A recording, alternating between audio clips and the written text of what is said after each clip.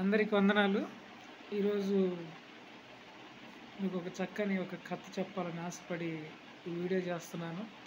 ఈ వీడియో చూసినంతసేపు దయచేసి ఎవరు స్కిప్ చేయకుండా చూడండి. దేవుని ఆత్మీయ మేలు మీరు అనుభవిస్తారని నేను భావిస్తున్నాను. మీరు ఆత్మీయంగా ఎదగాలనే ఈ కథ మీకోసము సేకరించి మీకు తెలియపరుస్తున్నాను. అమెరికా దేశంలో ఒక టెన్నిస్ రాష్ట్రంలో ఒక చిన్న పట్టణం ఉండేదంట. ఆ పట్టణంలో ఒక చర్చి ఉంది, పెద్ద చర్చి ఉంది. ఆ చర్చి వాళ్ళు ప్రతి శనివారము ఆ యొక్క చిన్న పట్టణంలోని కొన్ని గృహాలు దర్శించి వాళ్ళకి సువార్త చెప్తూ ఉండేవాళ్ళు. సువార్త చెప్తూ ఒక ఇంటికి వాళ్ళు తారసపడినప్పుడు ఆ ఇంటిలో ఒక 10 ఏళ్ల బాలుడు, తన తమ్ముడు చిన్న పోరగాడు అతన్ని పట్టుకొని ఉండడానికి వాళ్ళిద్దరు కనబడేసరికి ఆ పాస్టర్ గారికి ఏం చేయాలో అర్థం కాక అడిగాడంట, బాబు మీ నాన్నగారు మీ అమ్మగారు ఏరి అని అడిగితే, ఏవండి పాస్టర్ గారు,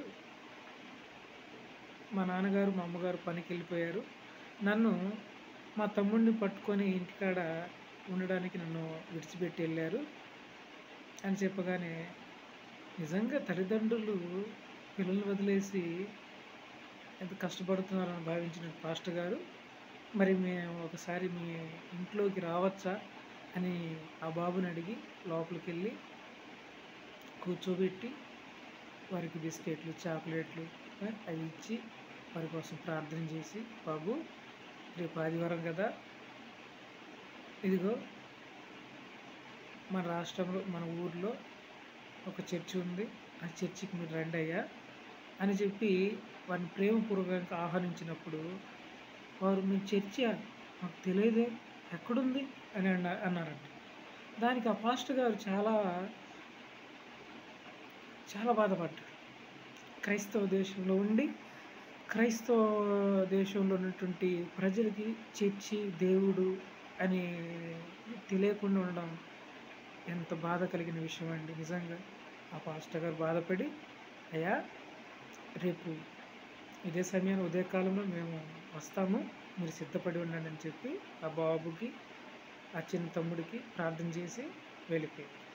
మరుసటి రోజు ఉదయాన్నే అన్నట్టుగానే వీళ్ళు వస్తారా రారా అని చెప్పి డైలమాలు పడినటువంటి ఆ బాలుడు ఎదురు చూస్తున్నప్పుడు సమయానికనే అనుకున్న సమయానికంటే ముందే ఆ పాస్టర్ గారు వ్యాన్ తీసుకొని ఆ పిల్లల కోసం వచ్చినప్పుడు వారిని ఎక్కించుకొని చర్చికి తీసుకెళ్ళి వాళ్ళకి కావాల్సిన సీట్లో కూర్చోబెట్టేసి ఆయన వెళ్ళిపోయి ఆరాధన నడిపిస్తుంటే, ఆరాధన మధ్యలో అందరూ ఆ సంఘ పెద్దల్లో కొంతమంది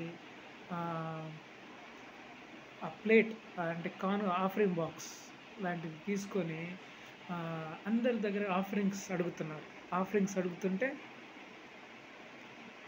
ఈ పిల్లల దగ్గర ఆఫరింగ్ చేయడానికి కానుకకి డబ్బులు లైన్ అడుగుతూ వస్తున్నారు, కానుకలు వేస్తూ వస్తున్నారు. అయితే ఆ పోరగాడి దగ్గరికి వచ్చేసరికి ఏం లేదు, చాలా పేద స్థితి. ఏం లేని సమయంలో సారీ అని చెప్పేసి వాళ్ళు బ్యాక్ రోలో అడుగుతూ వస్తున్నప్పుడు ఆయనకి మనసులో చాలా వేదన పడుతున్నారు. ఏమి ఇద్దాం నా దేవునికి నేను ఏమి ఇవ్వాలి, అందరూ వారి కానుక ఎంతో కొంత వేస్తున్నారు, రూపాయో 10 రూపాయో 10 పైసలో 100 రూపాయలు ఏదో కొంత వేస్తున్నారు, నేను ఏమి వేయగలను అని చెప్పి ఆ అబ్బాయి ఆలోచించసాగాడు.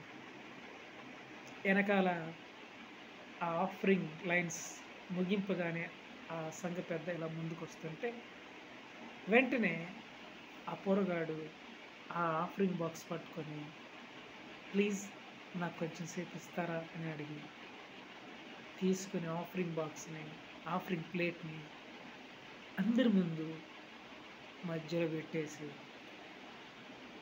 నా దగ్గర అయితే ఏం లేదు ప్రభువా, ఇదిగో నేనే ఉన్నాను, సజీవ యాగముగా నన్ను నేను సమర్పించుకుంటున్నాను, ఆఫరింగ్గా నన్ను స్వీకరించమని ఆ ప్లేట్లో తన 2 పాదములు పెట్టి బిగ్గరగా ప్రార్థన చేయడం మొదలుపెట్టాడు. అక్కడ చూస్తున్న వారందరూ చూసి ఆశ్చర్యపోయారు. హల్లెలూయా! అక్కడ చూస్తున్న వారు అందరూ చూసి ఆశ్చర్యపోయి నిజంగా ఈ బాలుడు చేస్తున్న పని ఎంత అద్భుతమైన పని, ఈ బాలుడు చేసినటువంటి గొప్ప పని నిజం మనం చేయలేదు. మనం ధనాన్ని సమర్పిస్తాము, ధాన్యాన్ని సమర్పిస్తాము, బట్టలు సమర్పిస్తాము, లేదా మన ఆస్తిపాస్తులు సమర్పిస్తాము. ఏది సమర్పించినా సమర్పణే కానీ మన శరీరాన్ని సజీవ యాగముగా సమర్పిస్తే ఎంత బాగుండు కదా. నిజంగా అంత గొప్ప ధన్యత ఆ చిన్న బాబుకి తట్టిందే. నిజంగా మనకు తట్టితే ఎంత బాగుండు కదా. యేసుప్రభుని నమ్ముకొని మనం బ్రతుకుతున్నాం అనుకుంటాము, కానీ నిజంగా మన శరీరం పైన మనకు అధికారం ఉందా, ప్రభుకు అధికారం ఉందా? సమర్పించుకున్నావా? మనం ప్రభు పనికి సమర్పించుకున్నామా? సమర్పించుకొని బ్రతికితే ఎంత బాగుండు. నిజంగా ఆ యొక్క చిన్న పోరగాడు, ఈ చక్కని కథలో ఆ చిన్న పోరగాడు చూపించినటువంటి తెగింపు, నిజం సమర్పణ చూడండి ఎంత బాగుందో.